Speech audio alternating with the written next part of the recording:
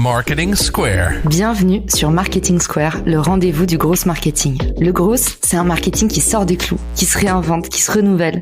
C'est aussi un mindset qui repose sur l'envie de se dépasser, de se détacher de ses opinions une bonne fois pour toutes et d'apprendre en continu. Si tu te reconnais dans cette description, que tu sois débutant ou expert, abonne-toi. Ce podcast va devenir ton meilleur allié. Ce podcast est rendu possible par Richmaker, la plateforme que j'ai lancée pour permettre enfin aux marques de monter des partenariats qui fonctionnent. Identifier un partenaire stratégique, faire le plein d'idées de partenariat et surtout performer ensemble et collectivement. Si cette vision vous parle, rendez-vous sur richmaker.com et bon épisode. Bonjour à tous et bienvenue dans ce nouvel épisode de Marketing Square. Aujourd'hui, on va parler de comment utiliser LinkedIn, non pas pour faire des vues, non pas pour se créer une communauté, mais vous allez voir, on n'est pas loin. On va voir comment décrocher un job via LinkedIn. Et oui, LinkedIn est un énorme trésor d'opportunités, en particulier pour les chercheurs d'emploi. Il y a plein de nouvelles techniques pour sortir du lot qui ont été inventées par, en général, les spécialistes du recrutement. Et j'ai l'honneur d'en accueillir un aujourd'hui avec nous, Alexandre Hernandez. Salut Alexandre. Bienvenue dans le podcast. Salut Caroline, merci beaucoup de m'avoir invité. Je vais pouvoir partager tous les tips que j'ai appris depuis un peu plus d'une dizaine d'années dans le recrutement. Ça peut aussi être utile pour les freelances. Enfin, derrière un job, en fait, il y a toutes les opportunités que vous pouvez avoir en termes d'emploi. C'est exactement ça. Le job, c'est pas que le CDI. Et d'ailleurs, le CDI fait de moins en moins rêver les gens, ça on le sait tous. Tu parlais de freelance, ça peut être des stages, ça peut être des alternances. Ça peut être potentiellement ton futur associé pour monter une boîte. LinkedIn, c'est un super réseau que moi, personnellement, je maîtrise, entre guillemets, que depuis 2 ans. Il n'est jamais trop tard pour s'y mettre. Pendant 7-8 ans, je l'utilisais très, très mal. L'idée, c'est de partager effectivement les petits tips que j'ai pu apprendre. Parce que vraiment, avec une bonne utilisation, ça peut vraiment vous changer la vie. C'est quoi les prérequis? De quoi on a besoin de base pour commencer à faire pleuvoir des opportunités? La première chose, c'est très basique, c'est son profil personnel. Petite parenthèse, si on a sa propre boîte, on ne travaille pas depuis une page entreprise. Clairement, aujourd'hui, en tout cas, c'est pas vraiment mis en valeur. Tout se fait depuis une page personnelle. Je suis, moi, toujours étonné de voir à quel point les profils personnels sont en fait très peu remplis. Je trouve ça dommage parce que c'est la première chose qu'on va voir. Là, on parle de recrutement. Aujourd'hui, les recruteurs, il faut savoir qu'ils vont aller voir votre profil LinkedIn. Ça, c'est quasiment à 100%. Qu'est-ce que ça veut dire un profil LinkedIn qui est complet? Une photo? Ça paraît tout bête, hein, mais une photo, c'est primordial. Une photo professionnelle, ça ne veut pas forcément dire être en costume cravate. Il va falloir que vous adaptez. Si vous voulez bosser dans la banque, évidemment, mettez une cravate. Si vous êtes digital nomade et vous faites du marketing, que vous soyez en maillot de bain sur une plage à Phuket, ça sera très bien. En tout cas, une photo qui vous ressemble et qui correspondra à votre cible. Il y a une section qui s'appelle « À propos » ou « About » en anglais. Pour moi, en tout cas, je considère que c'est les sections les plus importantes du profil LinkedIn. Pourquoi? Parce que vous êtes libre de dire ce que vous voulez. C'est pas là où on parle de ce que vous faites dans la boîte. Ça, c'est dans la section plus bas, dans la description en fait de votre poste actuel. La partie à propos, c'est vraiment vous pouvez parler de vous. Un conseil, ne copiez-collez pas quelque chose que vous avez déjà trouvé. Faites quelque chose qui vous ressemble vraiment. Par exemple, moi, sur ma section, j'explique que pendant 9 ans, j'ai bossé en cabinet de recrutement, que de l'extérieur, ça avait l'air tout rose et tout beau. J'ai expliqué que je m'ennuyais, que j'ai démissionné, que je suis parti vivre en Espagne, que j'ai monté une boîte. J'essaie d'être impactant parce que faut savoir que les recruteurs passent pas beaucoup de temps sur un profil, mais c'est vraiment une section qui vous ressemble. C'est une section typiquement sur un CV classique. Généralement, on n'a pas la place d'être très vrai et très transparent. Profitez-en et remplissez vraiment cette section. Comme je dis toujours en conférence, en fait, votre profil LinkedIn, c'est une page de conversion. Elle est vouée à ce que les personnes passent à l'action, vous contactent, soit s'abonnent à vous si vous êtes un créateur de contenu. Mais en tout cas, il faut déclencher l'action. Donc, moi, je donne toujours cette image. La bio, c'est pas le sommaire. C'est la 4e de couverture. Le sommaire, il est en bas, c'est vos expériences professionnelles. Par contre, hyper important que vous parliez cette fois avec vos mots. C'est la seule section que vous avez disponible pour le faire. Et puis, pareil aussi d'un point de vue des recruteurs, les recommandations, c'est très important. C'est l'endroit où on va dire un tel est dynamique, brillant, ponctuel. C'est un team leader. Et en fait, ça, c'est quelque chose qui est extrêmement valorisé par les recruteurs et qui peut vraiment faire la différence. Tu as complètement raison. Je rajouterais juste un point. Tu parles de page de conversion. Qui dit page de conversion dit call to action. Sur la partie à propos, n'hésitez pas. Mettez un lien Calendly si vous avez. Mettez un numéro de portable. Mettez une adresse email. Mettez en tout cas quelque chose qui puisse donner envie à la personne qui verra votre page de vous contacter. Si vous n'avez pas envie d'être contacté, mettez rien évidemment. Mais si vous êtes dans une logique de je recherche un job, je recherche des clients, je recherche des partenaires, peu importe, mettez un call to action. Pas grand monde le fait en fait. Et ça peut vraiment faire la différence. Puis vous avez aussi la rubrique rubrique notre sélection. Et dans cette rubrique sélection, vous avez possibilité justement de mettre un joli CV, une petite vidéo, votre post qui a le mieux marché. Donc en fait, organisez vraiment votre LinkedIn comme un petit portfolio. Donc merci de nous avoir redonné tous ces bons conseils, un peu les fondamentaux, mais qu'on ne se redit jamais assez. Une fois qu'on a un profil optimisé, comment est-ce qu'on fait pour repérer les offres d'emploi sur LinkedIn? Parce que quelque part, tout le monde sait, on peut aller dans la rubrique job, mais il y a tellement de monde qui postule. Est-ce que toi, tu as des petites ruses de renard? Est-ce qu'il y a des petites techniques pour aller repérer d'autres offres un peu plus dissimulées? Alors, ça, c'est mon opinion personnelle. Postuler en tant que tel, s'il y a déjà 200 personnes qui ont postulé, honnêtement, moi, je pense que ça ne sert pas à grand-chose. Les recruteurs, moi, je travaille avec eux depuis des années. C'est des gens qui sont complètement sous l'eau, qui sont submergés de candidatures et passer les 50 ou les 100, il n'y a quand même pas beaucoup de chances que votre CV soit ouvert. Par contre, ce qui est intéressant, c'est qu'il y a plein de choses différentes qu'on peut faire. D'abord, une stat qui est intéressante. Aujourd'hui, il y a environ 30% des offres qui ne sont jamais publiées, déjà. Sachez que les offres en ligne, sur LinkedIn, mais pas que, ça peut être Welcome, il y a plein de plateformes, ne va vous proposer que 70% des offres. Pourquoi 30% ne sont pas proposés? Imaginez, vous êtes recruteur, vous pouvez directement dans votre réseau trouver quelqu'un et avoir 2 profils et boucler ça en 3 jours. Et en plus, évidemment, si on se fait recommander quelqu'un, c'est toujours plus intéressant que d'embaucher quelqu'un qu'on ne connaît pas. Si on parle de LinkedIn à proprement parler, toutes les offres ne sont pas sur LinkedIn. Pourquoi? Parce que le fait de publier une offre sur LinkedIn, c'est cher, et toutes les boîtes ne se le permettent pas. Par contre, il y a des choses qu'on peut faire via LinkedIn qui peuvent vraiment vous aider. La première chose, c'est de suivre les pages entreprises des entreprises qui vous intéressent. Parce qu'elles vont publier, soit sous format d'offres, des offres d'emploi, des informations intéressantes. C'est n'importe quoi. Conto qui lève 400 millions, tu dis que naturellement, ça va recruter dans tous les sens. Donc, c'est une information que tu auras via la page entreprise. Connectez-vous avec les personnes dans les entreprises qui vous intéressent. Ça peut être les personnes de service recrutement. Parce que, effectivement, ce qui va se passer, c'est que des fois, ils vont pas forcément mettre une offre d'emploi sur LinkedIn. Par contre, ils vont faire un post. Hier, le Chief People Officer de Sorar a publié qu'il cherchait un responsable recrutement, quelque chose comme ça. Il en a fait un post. Si vous n'êtes pas connecté à cette personne, vous avez quand même peu de chances de le voir passer. Et c'est pas une offre sur LinkedIn. Connectez-vous avec les personnes qui pourraient être vos prochains collègues dans cette boîte. Vous travaillez en marketing, connectez-vous avec des chargés marketing, avec le ou la CMO, parce que ces personnes peuvent aussi publier le fait qu'ils sont à la recherche de quelqu'un. Connectez-vous avec les dirigeants. N'ayez pas peur de vous connecter avec quelqu'un qui est, entre guillemets, d'un niveau hiérarchique supérieur au vôtre. C'est vrai qu'on a souvent un peu peur de se dire, tiens, le CEO ou le head of, il va jamais m'accepter. Vous serez surpris à quel point les gens vous acceptent. Il y a un vrai débat. Alors ça, Caroline, tu as sûrement une opinion. Moi, je n'ai pas la réponse. Est-ce qu'il faut mieux envoyer un message dans l'invitation ou est-ce qu'il faut mieux envoyer une invitation sans message? Si vous envoyez un message pour parler de vous, pour moi, il faut mieux rien envoyer du tout. Mais comme dans la vraie vie, en fait. Si c'est pour engager une conversation en disant moi il faut peut-être mieux rien dire. Moi, tu sais, j'ai un mouvement qui s'appelle SOS Job sur LinkedIn. Je partage les CV des chercheurs d'emploi et je reçois beaucoup de demandes mal polies. Donc, j'ai beaucoup de candidats qui m'ajoutent à leur réseau en disant je vous prie de bien vouloir diffuser mon CV. Non, tu peux pas envoyer une note d'invitation comme ça et du coup je me dis c'est mal parti pour la suite. Qu'en général, si vous engagez avec des pairs, ne mettez pas de message. Vous savez que les gens vont dire OK, il est tellement proche de moi qu'ils ont compris pourquoi vous les acceptez. Par contre, si vous envoyez une invitation à quelqu'un qui est extrêmement loin de vous en termes de métier, en termes de hiérarchie, en termes d'industrie, là je vous recommande de contextualiser via une note. Voilà, tu as mon avis sur la question. Je partage complètement. D'ailleurs, le petit point que tu disais, des demandes mal polies, je pense que c'est la pire des choses. Donc, connectez-vous avec des personnes qui vous intéressent, RH, vos pairs. Une fois que vous êtes connecté avec eux, moi, ce que je vous incite vraiment à faire, et moi, le premier, j'ai été très agréablement surpris à quel point les gens sont bienveillants, sont gentils et vous répondent. Échangez. Alors, échangez pas en disant, effectivement, moi, je cherche un boulot. Les gens s'en foutent que vous cherchez un boulot.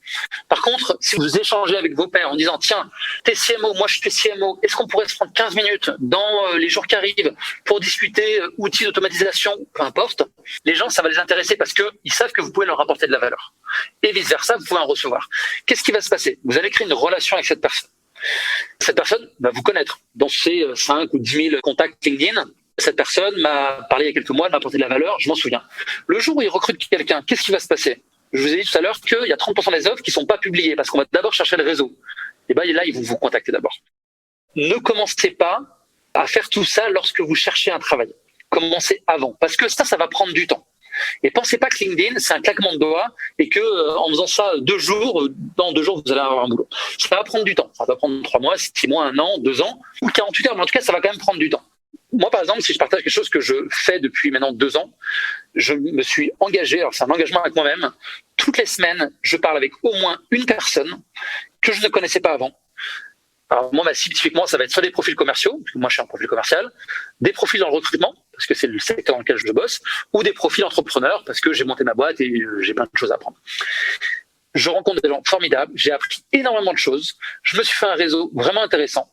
Et si demain, je cherche un boulot, j'ai pas besoin d'aller postuler.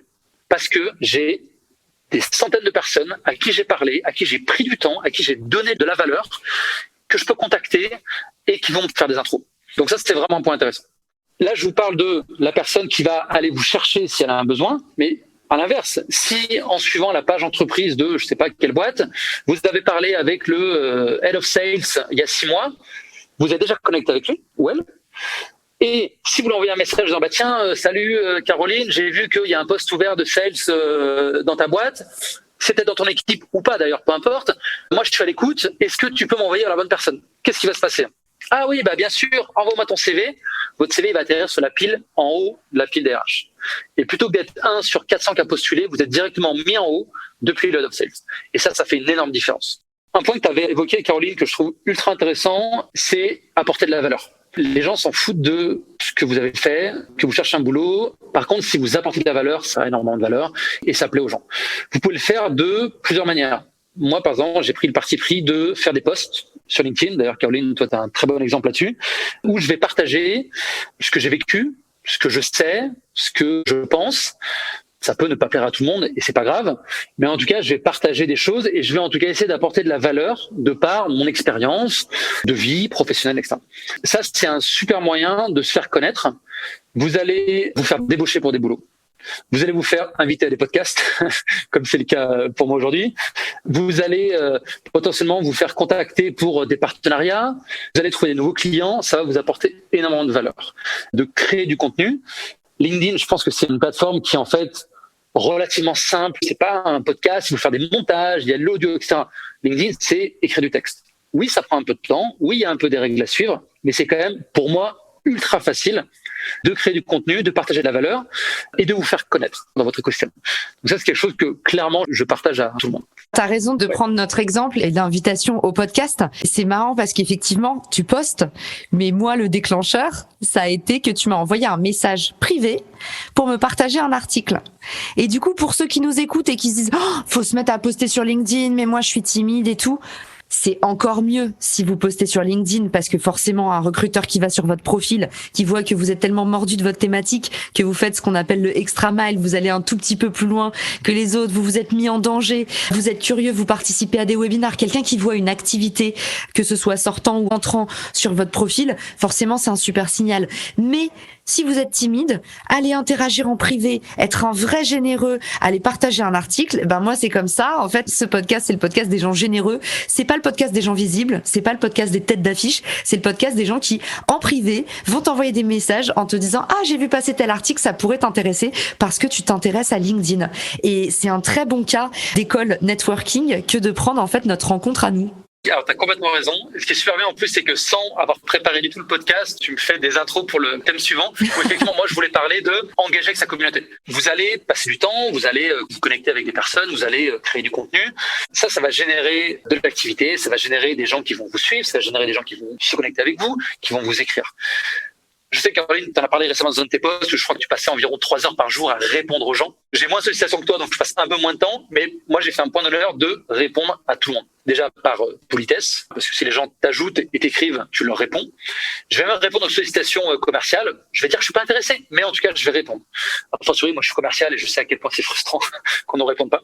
Alors, il y a certaines choses que vous pouvez automatiser. Par exemple, lorsque quelqu'un m'ajoute sur LinkedIn sans message, je vais envoyer un message en disant « Salut, merci de m'avoir ajouté, je suis intéressé pour échanger, est-ce que tu peux m'en dire un petit peu plus sur la raison ?» Pourquoi j'ai voulu automatiser ça? La semaine dernière, j'ai fait un post qui a énormément marché, j'ai dû avoir 200 demandes. C'est vrai que ça, c'est très chronophage et au final, je vais envoyer le même message manuellement. Donc ça, j'ai automatisé. Ce que je veux, c'est créer du lien. Et une fois que la personne me répond, là, je reprends à la main et bien sûr que c'est complètement personnalisé. Mais ça permet de lancer un petit peu le débat. Tout ça pour dire qu'il faut engager avec sa communauté, il faut leur répondre parce que ça montre, je pense en tout cas, une bonne image de vous. Ça vous montre en tant que quelqu'un de réglo, en tant que quelqu'un de sérieux. Vous savez à quel point la réputation, ça prend quand même du temps à se construire, mais par contre, ça va très vite pour être démoli. Quelque chose qui est ultra puissant et je pense qui est assez sous-estimé, c'est aller commenter des publications. Le RH ou la RH d'une boîte qui vous plaît, qui fait un post, allez commenter. Cette personne, elle verra votre nom. Et c'est pas inintéressant de commenter avant d'ajouter une personne. Parce qu'elle aura déjà vu un engagement, que cette personne m'a répondu, en plus elle a dit quelque chose d'intéressant, et en plus dans l'ajout, vous pouvez dire, tiens, salut Caroline, je rebondis après ton post de ce matin que j'ai trouvé vraiment intéressant, etc. On lance un peu la machine, et vous vous rendez la vie plus facile. Et la e-réputation, en fait, c'est toujours pareil, c'est comme dans la vraie vie. Si vous êtes tout le temps désagréable avec vos voisins, le jour où vous êtes coincé en dehors de chez vous et que vous avez besoin d'aide, il y aura personne. C'est pareil sur les internets. Et en plus, on voit à quel point LinkedIn, avec 21 millions d'utilisateurs en France, on voit toujours les mêmes. Donc faites attention parce que le monde est quand même petit. Et du coup, on attaque la partie, c'est quoi le code de conduite un peu, c'est quoi les erreurs à éviter. Un point que tu as évoqué tout à l'heure, j'ai reçu, et toi tu as reçu, des gens qui te contactent et te disent est-ce que tu peux liker mon post ? Est-ce que tu peux partager mon CV ? Alors déjà, bonjour, politesse un minimum. En fait, non, partage son post, j'ai pas envie, en fait. Qu'est-ce que ça m'apporte ? Il m'apporte aucune valeur. Moi, j'ai aucun intérêt de le faire. Alors que, typiquement, quelqu'un qui va venir t'expliquer pourquoi il te demande de partager le post, ça m'est déjà arrivé, quand tu le fais poliment, gentiment, t'expliques les choses clairement. Souvent, ce que je réponds, c'est non, en fait, partager un CV, ça a pas beaucoup de valeur. Par contre, je peux te faire un commentaire, tu vois. Donc ça, clairement, c'est un no-go. Peux-tu liker mon post ? Non, un peu d'explication.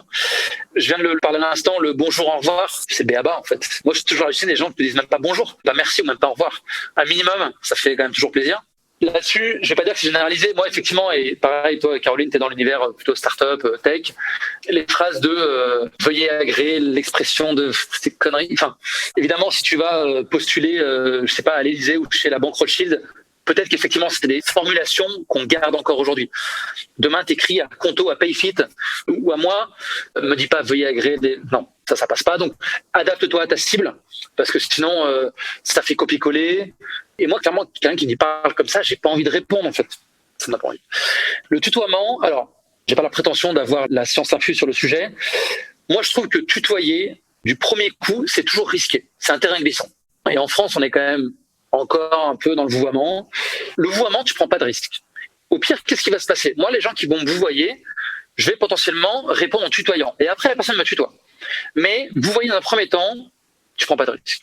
Tutoiement, moi j'ai déjà eu, je l'ai fait, et les gens m'ont dit écoute, tu me tutoies, on se connaît pas, etc.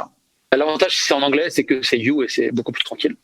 Et petite parenthèse que moi j'habite en Espagne, si vous écrivez en espagnol, vous pouvez tutoyer parce que là le vouvoiement ça c'est pas. Donc encore une fois, adaptez votre message à la personne à qui vous parlez. La relance. Trouver du boulot, c'est comme vendre. Vous contactez la personne, vous allez la relancer. Alors, il n'y a pas de règle évidemment, il ne faut pas relancer au bout d'une heure parce que non. Moi souvent ce que je dis c'est que tu relances. Attends 24-48 heures au minimum si tu as contacté un recruteur ou si tu as contacté potentiellement ton futur ou ta future N+1. Par contre, la relance, c'est pour moi obligatoire. Pourquoi ? La messagerie de LinkedIn, c'est un enfer. Et elle est vraiment mal foutue, les messages peuvent vite disparaître au fin fond des oubliettes de LinkedIn. Et puis en fait, les gens sont complètement sursollicités par tout et n'importe quoi. Les recruteurs, je n'en parle même pas. Donc ouais, relance avec ce qu'on vient de dire généralement, de manière polie, il ne faut pas être trop agressif, etc. Et un point qu'on a évoqué tout à l'heure, c'est mets un call to action. Quand tu contactes quelqu'un, si tu lui proposes d'échanger, donne ton canal de ligne. Si tu contactes la personne parce que tu as envie d'aller postuler, mets bien le CV. Assure-toi que le CV, il y a le numéro de téléphone. C'est des choses toutes bêtes, mais ça évite les va-et-vient de messages incessants et on gagne du temps. Donc en gros, comme pour l'exercice commercial, finalement, on va parler le langage de ses clients, donc parler le même langage que le recruteur. Allez voir, vous avez toute la matière sur LinkedIn, allez voir lui, quel terme il emploie, quels sont les mots qui reviennent, comment est-ce qu'il s'adresse aux autres. Copiez le langage du recruteur, adaptez-vous à votre cible, comme l'a rappelé Alexandre, et puis effectivement, gagnez du temps. Donc pour faire gagner du temps à un recruteur qui a un temps moyen d'attention, je crois que c'est 5 secondes qu'on passe sur un CV, il va falloir que vous ayez toutes les pièces jointes qui soient à jour, que vous ayez aussi la bonne façon d'approcher le recruteur, recruteur, donc on évite le moi-je. Parlez d'abord de lui, de son entreprise, réagissez à une actualité que vous avez vue sur la page entreprise. Ça, c'est le nec plus ultra. Et puis, encore une fois, sur la partie call to action, si vous voulez vraiment qu'on vous contacte, mettez toutes les chances de votre côté. Ne leur donnez aucune excuse pour vous dire non. J'adore cette phrase qui dit ça. Moi, je fais toujours la règle des 3 créneaux. En fait, pour économiser 3 emails, moi, je balance 3 créneaux. Et je dis, voilà, est-ce que vous seriez disponible à telle ou telle date? Sur 3 créneaux, il y a des grandes chances que la personne en prenne une. Et en fait, vous avez déjà tout gagné. Vous avez votre rendez-vous. Vous avez évité, en fait, de créer de la friction ou de perdre l'attention ou d'attendre une semaine un nouveau message. Donc voilà, un petit peu les grandes tendances si vous voulez être efficace sur LinkedIn. Est-ce que tu avais autre chose à ajouter, Alexandre? Juste un point sur ce que tu viens de dire. Si tu apportes de la valeur, en fait, fais en sorte que ton message, la personne soit, entre guillemets, obligée de vouloir t'appeler. Alors, effectivement, là, c'est un peu mon côté commercial qui parle, mais chercher un boulot et trouver un client, il y a quand même des logiques qui sont très similaires. Le call to action, il faut qu'il soit là. Il faut que tu dises, OK, est-ce que cette personne aura envie de m'appeler? Si la réponse n'est pas oui à 200%, c'est que ton message n'est pas bon. Donc, à toi de le retravailler, à toi peut-être de reformuler les choses. Des fois, c'est juste un problème de formulation, tout bêtement. Mais il faut que les gens ils aient envie de te contacter. Et un truc que j'ai remarqué, c'est que si tu vas mettre des créneaux ou un lien Calendly, par exemple, les gens n'ont peut-être pas forcément envie de te répondre par message. Par contre, ils vont se booker un créneau. Donc, c'est pour ça que le lien Calendly, moi, j'aime bien. Parce que les gens ont même besoin de te répondre. Et puis, tu vois, boum, demain, une réunion qui est prise dans ton agenda. Ça, c'est royal. Et pareil, les liens Calendly qui me demandent 1 heure de temps, c'est énorme. Honnêtement, si vous voulez être sûr qu'on vous adresse un message, il faut mieux demander aux gens 20 minutes. 20 minutes, je trouve ça parfait parce que vous refusez 20 minutes, c'est quand même coton. Et puis, en fait, quand 20 minutes se passent bien, vous rebookez un rendez-vous. Ou ça dépasse, en fait, souvent. Voilà, mais c'est beaucoup moins intrusif quand vous demandez, moi j'ai beaucoup de messages sur des mémoires, où vous voulez des entretiens, des interviews, des podcasts, 1 heure dans la journée de quelqu'un, c'est vraiment compliqué. Enfin, ça dépend, mais quand vous vous adressez à des entrepreneurs, c'est des gens qui justement n'ont vraiment pas beaucoup de temps à penser dans la journée. Donc, n'hésitez pas à rétrécir aussi. Je vous donne un exemple concret. Moi, ma façon d'approcher un recruteur, c'était de lui dire, voilà, je sais que vous recrutez à tel poste. J'ai quelques idées pour votre marque que j'aimerais vous présenter. 10 minutes me suffirait. Une visio me suffirait. Dites-moi ce qui vous arrange. Voici mes 3 créneaux. Il me tarde de vous rencontrer. En fait, si vous arrivez en disant, j'ai déjà commencé à travailler, j'ai pensé à quelque chose pour vous, j'ai quelque chose à vous dire, c'est comme les techniques commerciales. Quand tu arrives avec un audit offert, en fait, tu as mis un premier pas dans la porte. Tu as tout résumé. Tu apportes de la valeur et c'est ce que les gens veulent. Si tu avais dit j'ai fait ça avant, ouais, c'est cool. Mais ce qu'ils veulent savoir, c'est qu'est-ce que tu vas leur apporter à toi. Et tu as très bien résumé, en fait.